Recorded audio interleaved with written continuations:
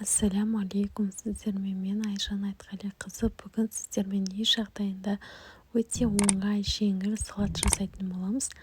Дәмі деген ерекше болып шығады, сондықтан міндетті түрде жасап көріңіздер.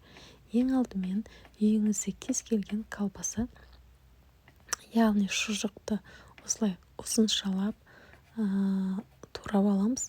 Егер де сіздердің үйлеріңізде тауықтың төс еті болатын болса, соны пісіріп қосуға да болады колбасаның орнына.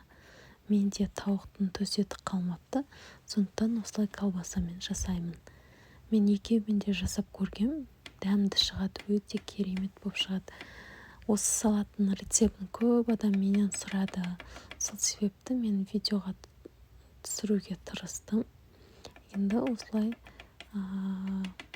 қиярымызды ұзыншалап та турап аламыз.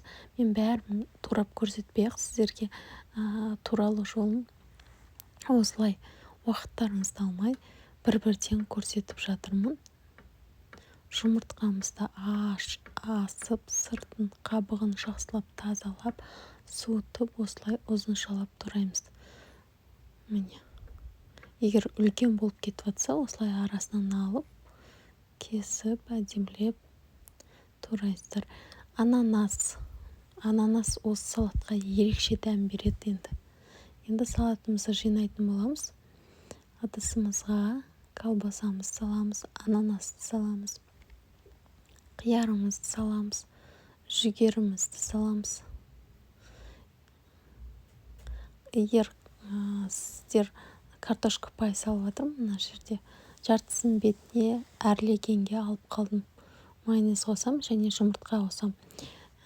Егер сіздерге майонезбен араластырғаннан кейін тұзын көріңіздер. Егер аздау болып жатса, кішкене тұз салсаңыздар болады.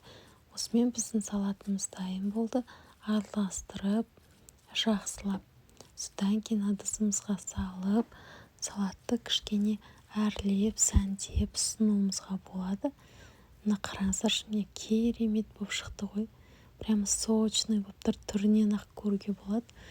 Дәмі ерекше болып шықты енді. Тез жасалады.